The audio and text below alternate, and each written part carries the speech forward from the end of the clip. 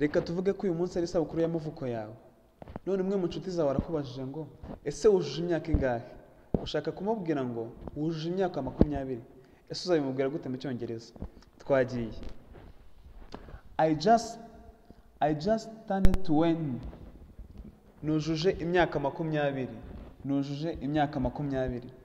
Ese interuro twayishira gute muri present continuous? Turavuga ngo I am turning 20 this year. Uyu mwaka nduzuza imyaka 20, cyangwa se nduzuza imyaka 20 uyu mwaka. Reka tunayishire muri future simple. I will turn 20 next month. Nzuzuza imyaka 20 ukwezi gutaha.